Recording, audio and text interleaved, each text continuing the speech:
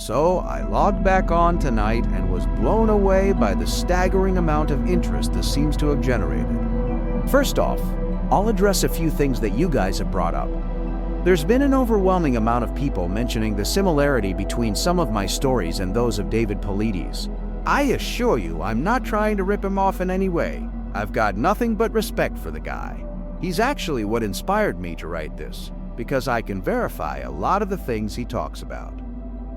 We do have a lot of these strange missing persons cases, and most of the time they aren't solved. Either that, or we find them in places they have no business being. I personally haven't been on many calls like that, but I'll share a few that I've seen, and a story my friend told me that relates to this. There was a lot of feedback about the stairs, so I'll touch on that briefly here, and I'll also include a story. They come in a variety of shapes, sizes, styles, and conditions. Some are pretty dilapidated, just ruins, but others are brand new. I saw one set that looked like they came from a lighthouse. They were metal and spiral, almost old-fashioned. The stairs don't go up infinitely, or farther than I can see, but some sets are taller than others. Like I said before, just imagine the stairs in your house, as if someone cut and pasted them in the middle of nowhere. I don't have any pictures. It's never really occurred to me to try again after the first time, and I don't really feel like risking my job over it. I'll try again in the future, but I can't really promise anything. A few people expressed confusion about the guy who ran into the man with no face. Just to clarify, when the climber ascended and reached the top of this peak, he saw another man in a parka and ski pants. This was the man with no face. Sorry about the confusing wording of that story. I'll try to avoid that in the future. All right, on to the new stories. As far as missing persons go, I'd say about half the calls I get are related to that. The others are rescue calls. People who fall down cliffs and hurt themselves, get injured by fire. You wouldn't believe how often this happens. Mostly drunk kids get bitten or stung by animals or insects. We're a tight team, and we have veterans who are excellent at finding signs of lost people. That's what makes these cases where we never find any trace of them so frustrating. One in particular was upsetting for all of us, because we did find a trace of them, but it just led to more questions than answers.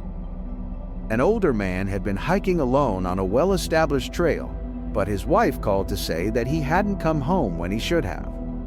Apparently, he had a history of seizures, and she was worried that he hadn't taken his medication and had suffered one out on the trail.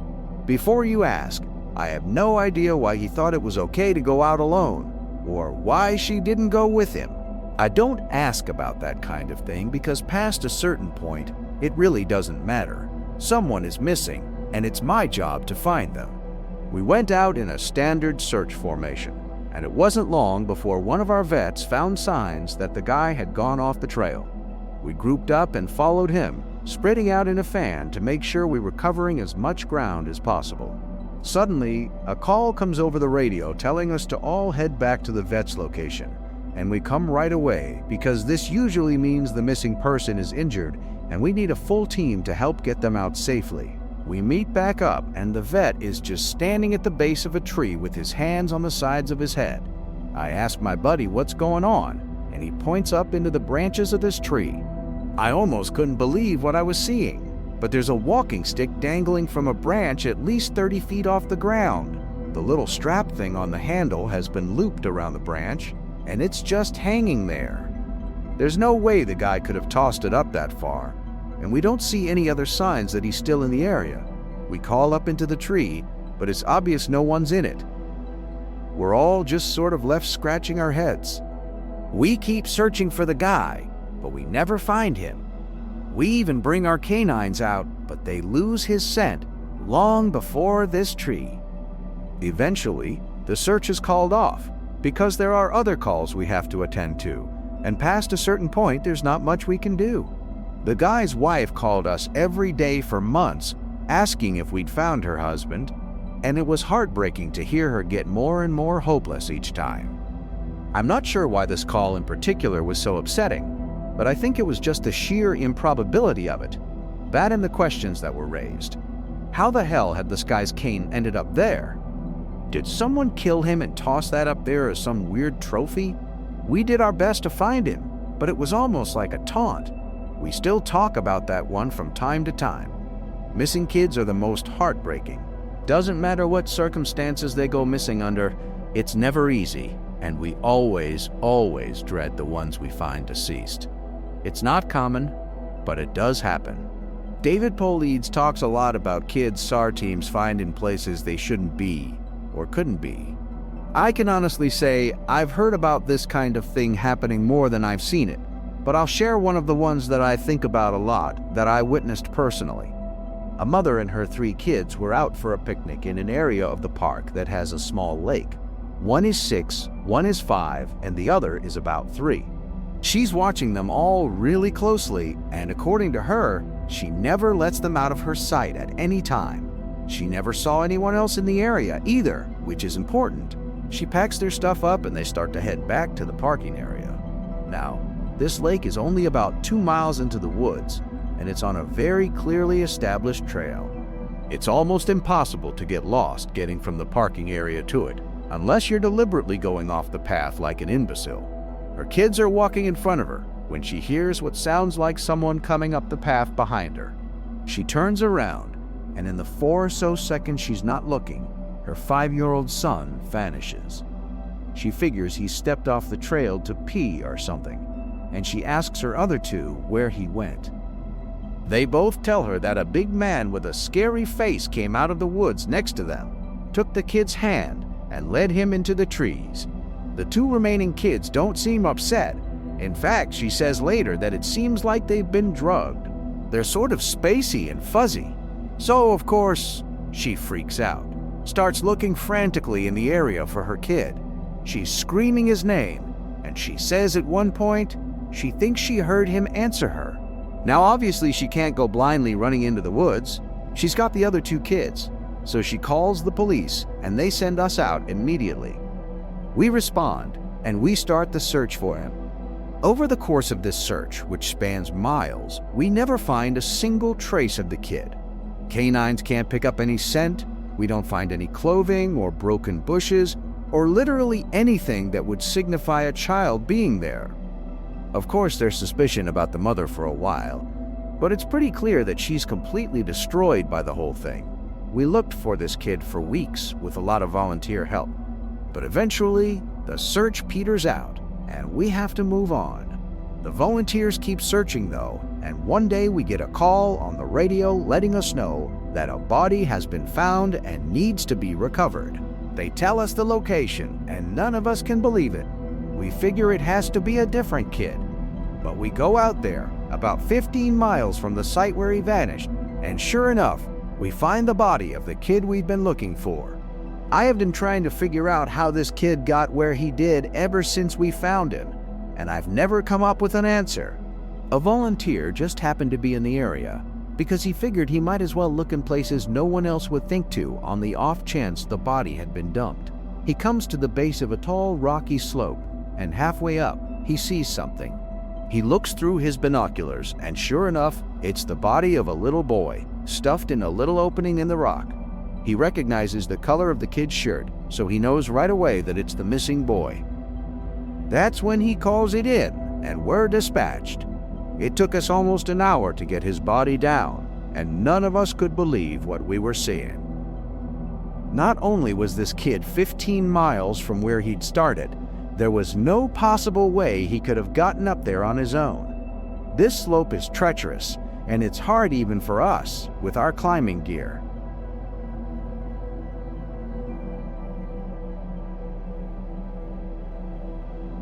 A 5-year-old boy had no way of getting up there. Of that, I'm certain. Not only that, but the kid doesn't have a scratch on him. His shoes are gone, but his feet aren't damaged or dirty. So it wasn't as if an animal dragged him up there.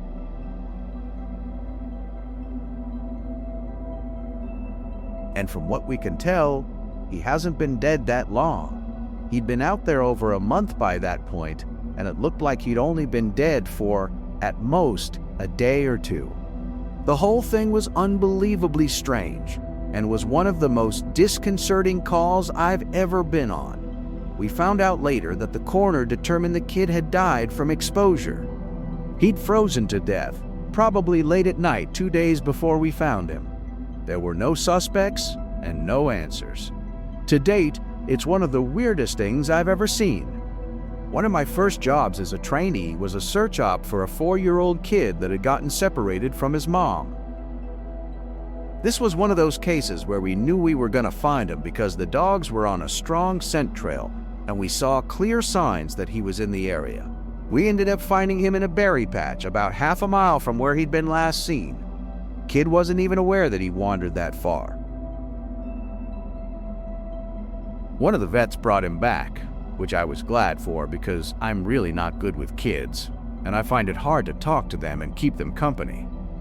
As my trainer and I are headed back, she decides to take me on a detour to show me one of the hot spots where we tend to find missing people. It's a natural dip in the land near a popular trail, and people will usually move downhill because it's easier. We hike out there, it's a few miles away, and we get there in about an hour or so. As we're walking around the area and she's pointing out places she's found people in the past, I see something in the distance.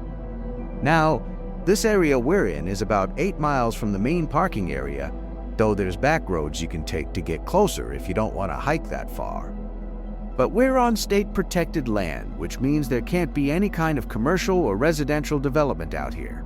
The most you'll ever see is a fire tower or makeshift shelter that homeless people think they can get away with building. But I can see from here that whatever this thing is has straight edges, and if there's one thing you learn quickly, it's that nature rarely makes straight lines. I point it out, but she doesn't say anything. She just hangs back and lets me wander over and check it out. I get within about 20 feet of it, and all the hair on the back of my neck stands up. It's a staircase in the middle of the fucking woods. In the proper context, it would literally be the most benign thing ever. It's just a normal staircase with beige carpet and about 10 steps tall. But instead of being in a house, where it obviously should be, it's out here in the middle of the woods. The sides aren't carpeted, obviously, and I can see the wood it's made of. It's almost like a video game glitch, where the house has failed to load completely and the stairs are the only thing visible. I stand there, and it's like my brain is working overtime to try and make sense of what I'm seeing. My trainer comes and stands next to me, and she just stands there casually, looking at it as if it's the least interesting thing in the world. I ask her what the fuck this thing is doing here, and she just chuckles. "Get used to it, rookie. You're gonna see a lot of them." I start to move closer, but she grabs my arm, hard. "I wouldn't do that," she says. Her voice is casual, but her grip is tight, and I just stand there looking at her. "You're gonna see them all the time, but don't go near them. Don't touch them, don't go up them. Just ignore them." I start to ask her about it, but something in the way she's looking at me tells me that it's best if I don't. We end up moving on, and the subject doesn't come up again for the rest of my training. She was right though. I'd say about every 5th call I go on, I end up running across a set of stairs. Sometimes they're relatively close to the path, maybe within 2 or 3 miles. Sometimes they're 20, 30 miles out, literally in the middle of nowhere, and I only find them during the broadest searches or training weekends.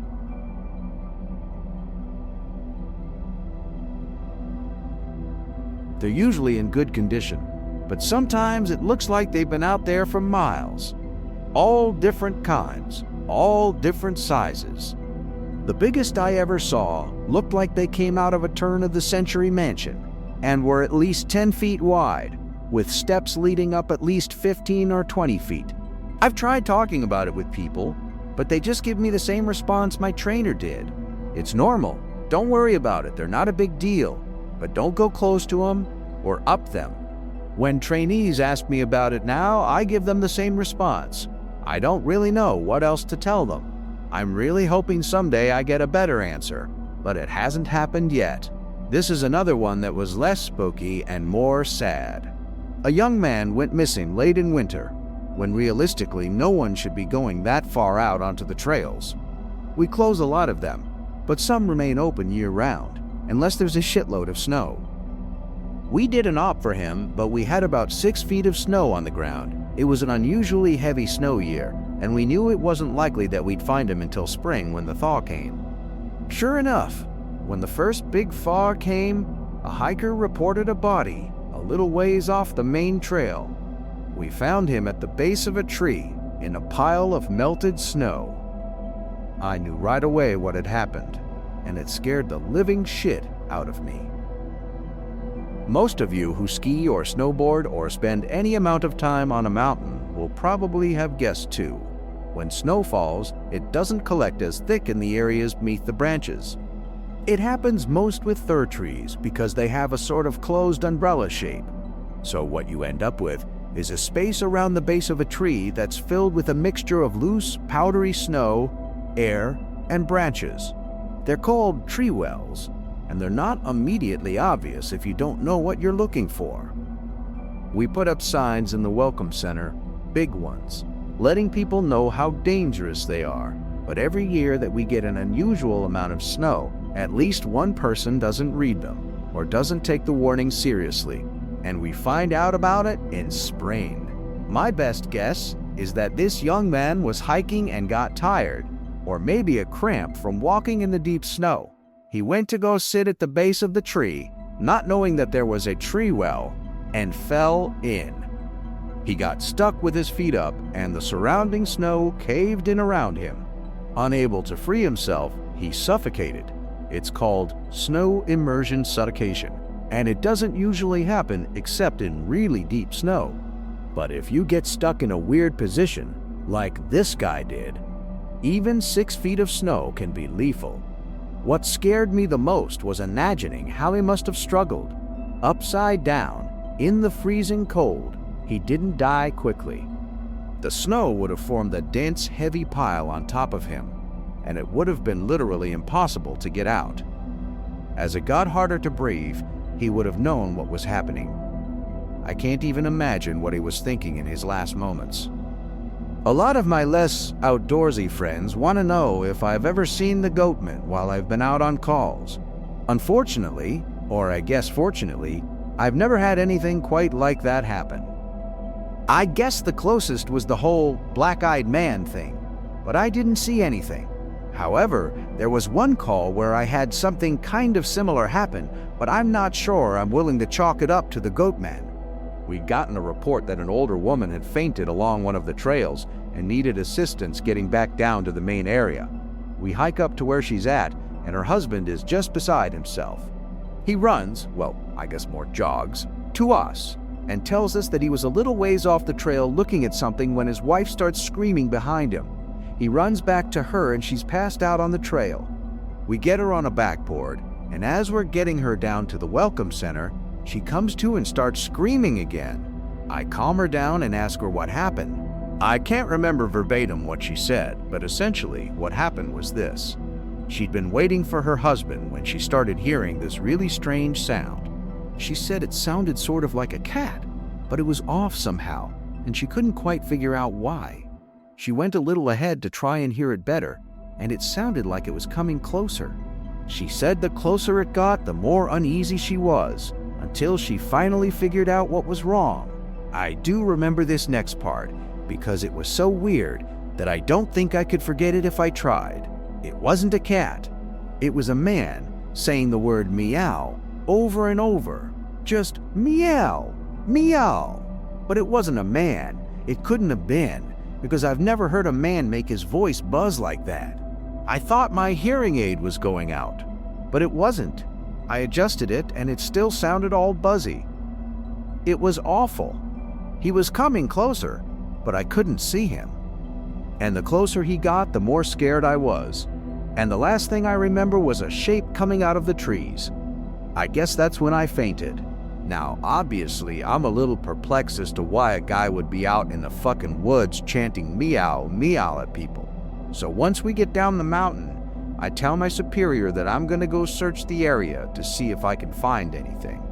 He gives me the go-ahead, and I grab a radio and hike back to where she fainted. I don't see anyone, so I keep going about a mile more, and when I head back, I go off the trail to see if I can figure out where she saw him coming from. It's almost sunset by this point, and I don't have any desire to be out at night alone, so I just sort of write it off and make a mental note to check it out again tomorrow. But as I'm headed back, I start to hear something in the distance. I stop, and I call out for anyone in the immediate area to identify themselves. The sound didn't come closer or get louder, but it sounded exactly like a man saying meow in this really odd monotone. As comical as it makes it sound, it was almost like that guy on South Park with the electrolarynx, Ned. I go off the trail in the direction I think it's coming from, but I never seem to get closer. It's almost like it's coming from all directions. Eventually, it just sort of fades out, and I ended up going back to the Welcome Center. I didn't get any further reports like that, and even though I went back to that area, I never heard that exact sound again. I suppose it could have been some stupid, but even I have to admit it was weird.